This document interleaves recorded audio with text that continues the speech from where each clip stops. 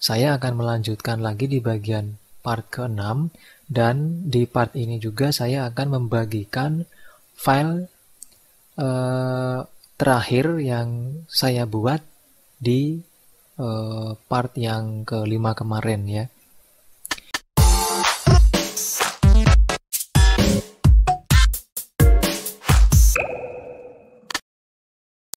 Halo semua, selamat datang di channel Excel dan VB Tutorial.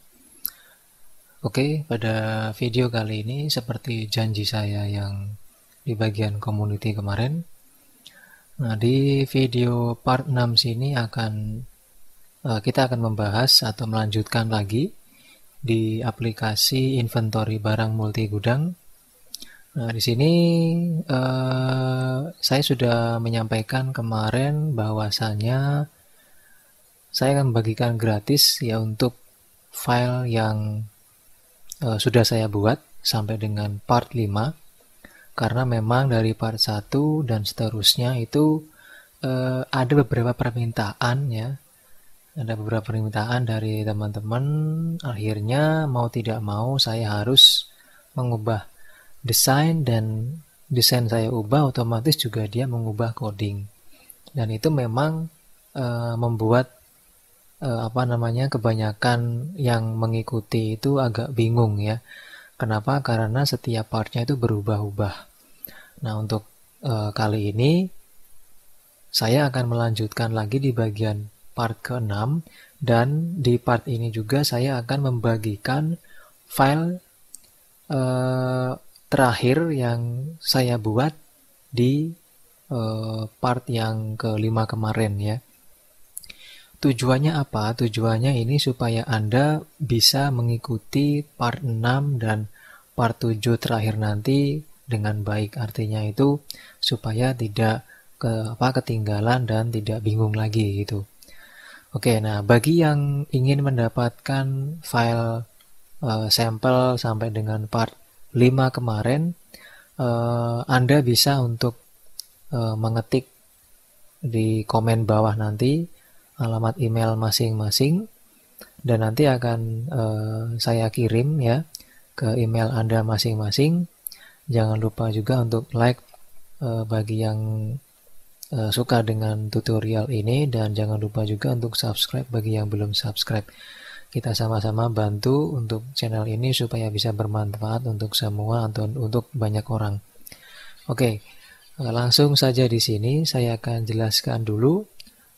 Di bagian part 5 di bagian part 6 sini kita sudah menyelesaikan beberapa tombol kemarin ya, yaitu ada tombol bin, terus ada inventory, lalu ada pick list yang nanti kita bisa gunakan sebagai barang keluar, dan ada juga penambahan tombol delivery note atau nanti kita pakai untuk mencetak surat jalan.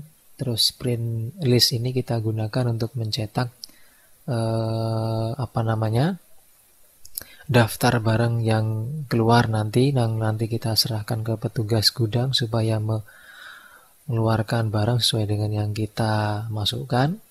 Terus tombol print nanti ini kita gunakan untuk mencetak mencetak di bagian kwitansi. Terus di bagian bawah sini ini belum hidup ya. Nah, jadi ini adalah final dari aplikasi multi gudang di bagian part 5 ya.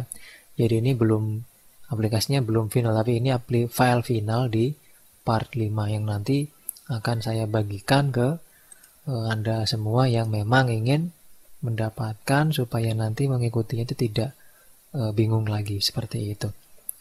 Nah, nanti di dalam aplikasi ini sudah saya buat ya beberapa form dan juga beberapa coding. Jadi dia sudah jalan semua, tinggal nanti ketika ingin menggunakan maka yang perlu diperhatikan adalah di bagian form inventory ya. Nah, karena di sini dia adalah ada menyimpan atau memunculkan gambar, dan di sini gambarnya itu saya letakkan tepat di mana nanti Anda menyimpan file ini. Jadi nanti gambar itu akan tersimpan di tempat di mana file ini disimpan, seperti itu. Oke, jadi sekali lagi bagi yang ingin mendapatkan file ini, nanti bisa silakan Anda klik like video ini dan silakan Anda komen alamat email Anda masing-masing. Nanti langsung akan saya kirim supaya Anda bisa mengikuti di bagian part 6 sini. Oke, nah berikutnya kita akan membahas di bagian part 6 ya. Oke, nah di bagian part 6 sini ini sudah saya atur.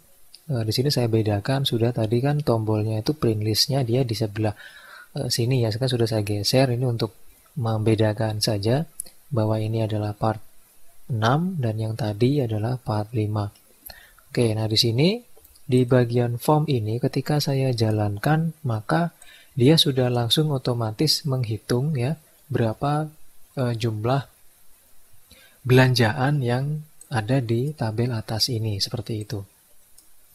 Dan di sini juga sudah saya atur codingnya ketika orang mau bayar, misalnya dia bayarnya dengan uang 300.000, maka di sini dia kembaliannya juga akan langsung terisi yaitu 50.000, seperti itu. Nah, di sini kita akan mengaktifkan coding yang di sini ya. Coding yang di sini plus juga nanti kita akan membuat di bagian kwitansi. Jadi selain kita mengaktifkan coding tadi, kita juga akan membuat kwitansi seperti ini. Oke, nah ini kwitansinya. Nanti tinggal kita desain seperti ini dan kita akan masukkan beberapa rumus yang kita gunakan.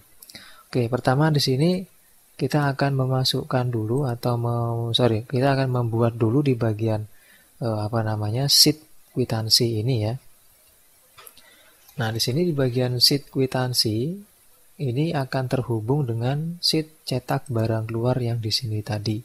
Jadi silakan Anda buat sheet baru lalu kasih nama kwitansi. Nah, seingat saya di file yang nanti saya bagikan atau di file yang Anda dapatkan nanti itu sudah ada yang namanya sheet kwitansi.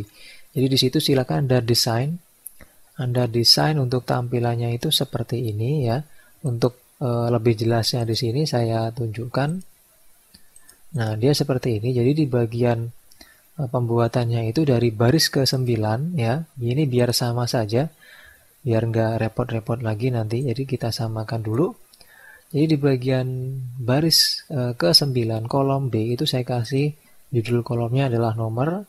Terus di kolom C9 itu SKU. Terus di bagian D item description. Di bagian E-nya itu price atau harga. Terus di bagian F-nya itu quantity atau jumlah. Terus di bagian G-nya itu total. Nah, seperti itu. Lalu Anda buat baris ke bawah itu jumlahnya 10 ya. Jadi ada 1, 2, 3, 4, 5, 6, 7, 8, 9, 10. Nah, jumlah 10 baris ini kita mengikuti di bagian cetak barang sini. Karena di sini dia juga saya atur 10, 1, 2, 3, 4, 5, 6, 7, 8, 9, 10. Nah, seperti itu. Kalau misalnya kurang, berarti Anda silakan untuk memasukkan atau menambahkan baris yang berikutnya. Dengan catatan ketika di sini Anda tambahkan atau di bagian kwitansi Anda tambahkan baris, maka di bagian cetak barang keluar pun juga ditambahkan baris. Oke, seperti itu. Nah, setelah kita selesai membuat judul kolom di bagian atas ini, maka langkah berikutnya tadi sudah Anda membuat baris yang ke sekian, ya artinya itu di sini sudah 10 baris. Terus kita mulai lagi di bagian bawahnya, saya mulai dari B21, saya buat seperti ini.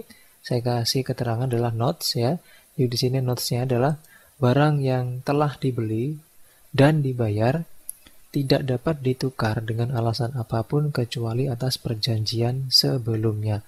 Jadi ini untuk mengantisipasi ketika nanti barang itu sudah dijual, sudah dibayar, maka tidak boleh dikembalikan kecuali ada kesepakatan sebelumnya, seperti itu.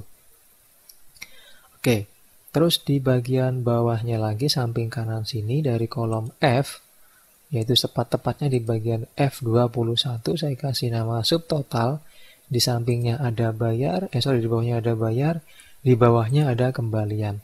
Nah, di bagian subtotal sini nanti kita akan buatkan rumus ya, yang juga sama kita buatkan tempat untuk nanti terhubung ke dalam text box bayar yang di form utama tadi.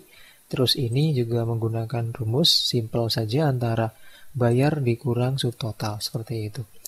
Nah, berikutnya di bagian atas kita mulai dari kolom E sini.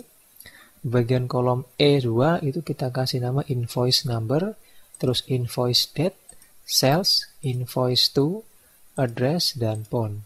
Nah, jadi itu adalah keterangan yang kita gunakan untuk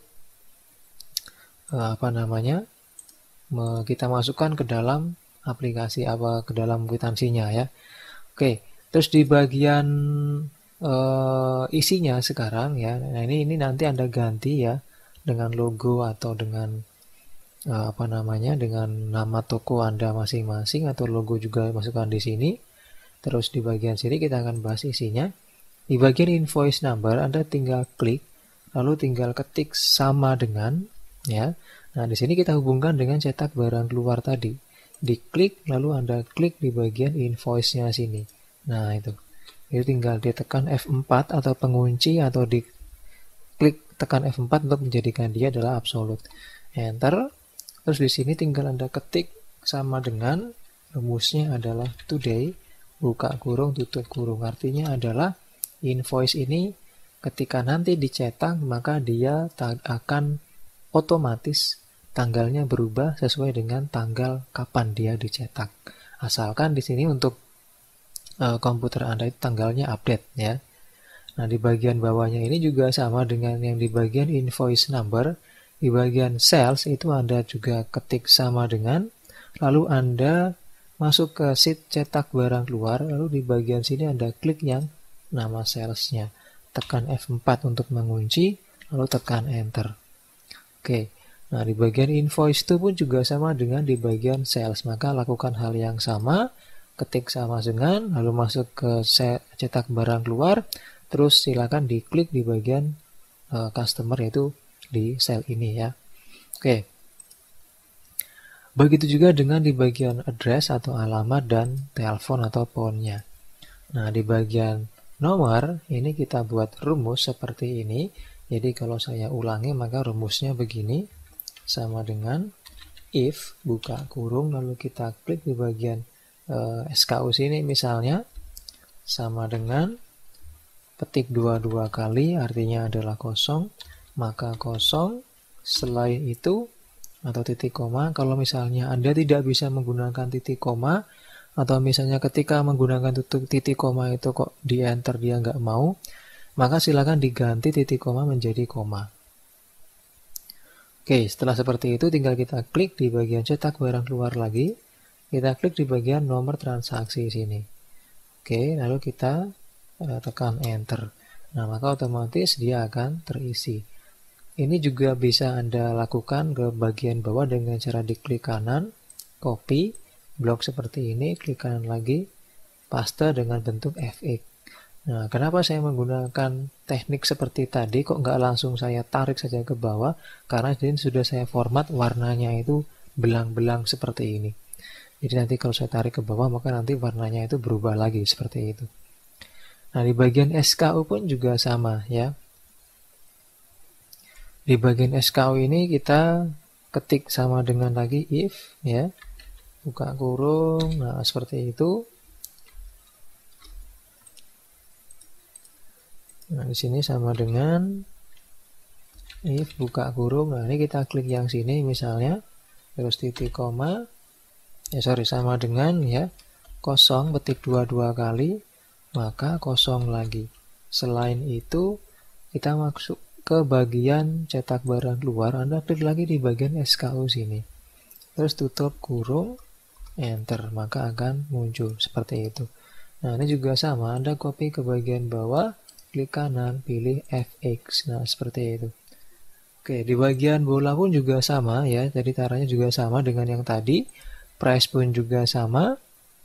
Terus, nah, kalau untuk press ini ya, karena dia itu mengambilnya itu tidak melalui cetak barang keluar. Kenapa? Karena di bagian cetak barang keluar ini dia tidak ada harga. Nah, jadi di bagian untuk di bagian yang price ini atau di bagian harga, kita itu mengambilnya harus lewat tabel inventory, karena disinilah sumber data barang dan harganya. Nah, untuk memasukkannya ke dalam barang masuk, kwitansi sini, kita menggunakan rumus if error dan VLOOKUP. Nah, di sini kita tahu semua VLOOKUP itu pasti memerlukan tabel bantu. Nah, tabel bantu itu kita harus buat terlebih dahulu. Oke, di sini saya buat masuk ke bagian sheet atau tabel inventory, lalu kita masuk ke bagian formula, kita klik di bagian name manager. Oke, di sini saya sudah membuatnya dengan nama tabel bantu ya. Saya menggunakan rumus offset, jadi ketika saya mengklik di bagian reverse to-nya sini, maka tabel bantu yang saya maksud akan terblok seperti ini.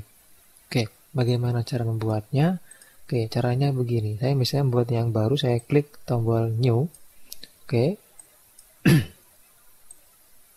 Nah, di sini saya kasih namanya adalah tabel data misalnya, tabel atau T bantu. Nah, seperti itu. Terus di sini kita kasih rumus sama dengan offset buka kurung. Setelah buka kurung kita klik di bagian nama barang. Kenapa nama barang? Kok nggak nomor SKU? Kok nggak gudang dan lain-lain? Karena kita itu mau mencari harga berdasarkan nama barang sesuai dengan yang di sheet kwitansi tadi. Jadi karena kita itu mau mencari harga itu berdasarkan nama barang, maka di sini tabel bantunya itu kita harus mengklik awalnya adalah nama barang. Yang ini berarti. Terus titik koma 0, titik koma konta, buka kurung, lalu kita blok seperti ini. Oke. Terus kita masukkan 0 seperti ini, jumlah nolnya itu bebas. Kenapa tadi saya blok cuma 3 baris? Karena itu perwakilan saja ya. Nanti di bagian belakangnya tambahkan 0 lagi supaya nanti dia bisa menampung data yang banyak ketika inventorinya ini dia bertambah. Oke, tutup kurung, titik koma. Nah, kita mau mengambil jumlah kolom itu dari nama barang sampai dengan inventory value misalnya. Berarti di sini kita hitung 1, 2 dari nama barang nih ya. 1, 2, 3, 4, 5, 6, 7, 8, 9. Berarti kita masukkan angka 9, tutup kurung, enter. Nah, maka di sini jika sudah Anda klik di sini, maka akan terblok seperti ini. Oke. Nah, di situ ingat-ingat dia dari nama barang ke bagian harga, namanya di sini atau jumlah jaraknya itu berapa, kita hitung 1, 2, 3, 4, 5, 6, 7, 8 kolom atau kolom ke 8 seperti itu. Nah, oleh karena itu kita masuk ke kwitansi, maka di sini kita buatkan rumus sama dengan if error buka kurung VLOOKUP ya. VLOOKUP buka kurung, lalu kita klik nama barangnya, titik koma. Setelah titik koma tadi kita sudah membuat tabel bantu itu T bantu ya. Nah, ini punya saya yang tadi saya buat, yang baru tadi adalah T bantu tadi, tapi saya menggunakan yang ini. Oke, terus titik koma lagi. Nah, ini dia kolom ke berapa? Tadi kita bilang adalah kolom ke 8 kalau nggak salah. Kita klik 8, titik koma, kasih 0, tutup kurung, titik koma, petik 2 kali, tutup kurung, enter. Nah, maka akan muncul harganya sekian, 50.000, seperti itu. Oke, kalau sudah berarti tinggal Anda copy ke bawah seperti ini lagi. Nah, seperti itu. Nah, terus di bagian sini, ini juga sama kayak tadi ya. Jadi, rumus ini juga sama dengan di bagian item description, SKU, dan nomor. Jadi tinggal diadopsi di bagian rumus seperti ini. Lalu di copy ke bawah. Nah, total ini tinggal Anda kali saja, yaitu antara harga dikali dengan jumlah. Cuma di situ saya menggunakan if error supaya nanti ketika nggak ada isinya maka dia diisi dengan 0 seperti itu. Oke, nah terus di bagian bawah sini tinggal Anda ketik lagi rumus ya, sum, Anda blok di sini. Cuma saya di sini saya menggunakan rumus if error ya. Jadi dia subtotal itu adalah jumlah dari ini semua seperti itu. Nah, untuk yang bayar ini nanti dia diinput dari text box di form utama nanti. Terus kembalian itu tinggal diketik rumus saja, jadi didapat dari bayar dikurang subtotal seperti itu. Oke, di bagian bawahnya sini, nah di bagian bawahnya sini adalah tanda tangan ya, cap tanda tangan misalnya apa namanya company signature-nya, atau misalnya saya ganti misalnya bagian kasir misalnya, nah seperti itu. Oke, nah kalau sudah, sekarang kita akan masuk ke bagian form. Nah ini tadi.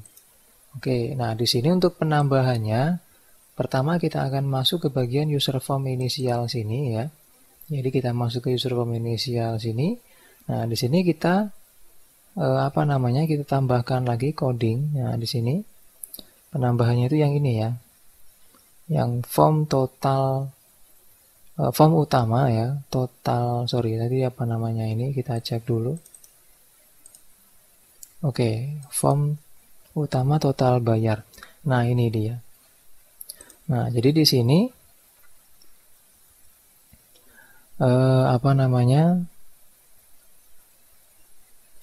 ada yang namanya call hitung total, terus ada lagi yang namanya me.totalbayar.caption.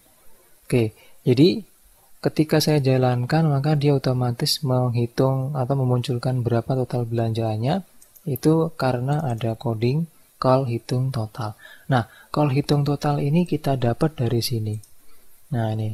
Jadi saya sudah membuat modul ya, modul barang keluar.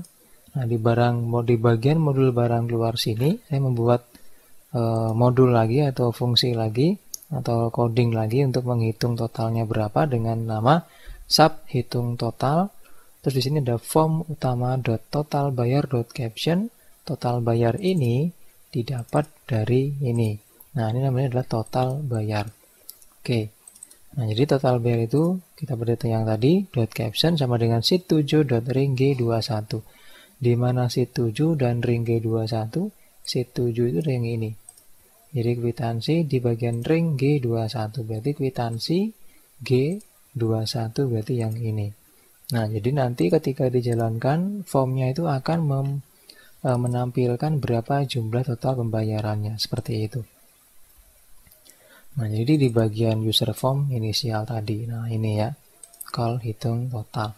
Terus call hitung total ini juga harus kita masukkan ke bagian form keluar. Nah, di bagian form keluar ini ya, tinggal Anda klik 2 kali di bagian tombol save-nya.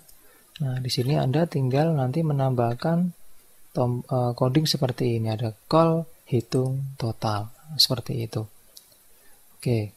Jadi di bagian sini masukkan coding call hitung total. Nah, jadi ketika nanti Anda menambahkan transaksi, otomatis di bagian total bayar sini akan bertambah. Contohnya kita akan tes dulu. Nanti kalau misalnya terjadi error langsung kita perbaiki. Nah, misalnya di sini ada penambahan ya, penambahan transaksi misalnya. Nah, di sini saya ganti misalnya nomor ininya 5 sekarang, terus misalnya dia belinya adalah kotak pensil ya. Ini kotak pensil, terus harga sekian, misalnya belinya adalah 10, oke. Di gudang B letaknya, terus di bin ini. Oke, stoknya 300, kita beli 10. Kalau kita klik tombol save, oke, nah maka di situ sudah nambah ya 2 baris, dan di sini pun dijadinya adalah 600.000 seperti itu. Dan di sini untuk kotak pensil tadinya adalah 300, kita beli 10 berkurang jadinya adalah 290. Oke, maka di sini kita bayar misalnya uangnya 600.000 pas. Nah, maka di sini kembaliannya 0 jadinya ya. Oke, nah seperti itu untuk yang di bagian part 6 ini. Oke, nah berikutnya, nah tadi kan di sini tadi kita menambahkannya itu di bagian form keluar ya, di bagian tombol save. Oke, nah di sini untuk di bagian tombol save-nya itu ketika kita menekan tombol save, dia RP-nya atau data uangnya itu tidak ada RP-nya. Kita tambahkan lagi RP di sini. Tinggal kita copy saja. Yang ini kita taruh bawah. Terus ini kita ganti. Jadi total bayar. Ini juga sama. Total bayar juga. Oke. Nah, jadi nanti ketika kita mengklik tombol save, maka dia akan ada RP-nya lagi, seperti itu. Nah, tadi ketika kita menambahkan, ya, dia selain masuk datanya di bagian cetak barang keluar sini, nah ini masuk, dia juga masuk ke bagian kwitansi. Nah, ini. Jadi di bagian kwitansi dia sudah masuk, ya, dan nanti tinggal kita cetak saja untuk kwitansinya. Oke. Nah, itu di bagian tombol atau di bagian form keluar ya. Jadi form keluar tadi kita menambahkan perintah di bagian tombol save.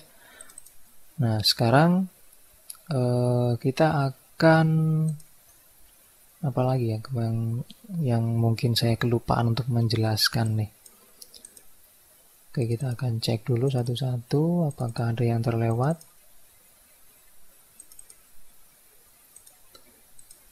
Oke, untuk sepertinya tidak ada yang terlewat, tapi nanti ketika ada yang terlewat silakan Anda komen di bagian bawah kira-kira yang mana yang kurang dari penjelasannya tadi. Baik, demikian untuk tutorial pada bagian part 6 sini, semoga bisa diikuti lagi.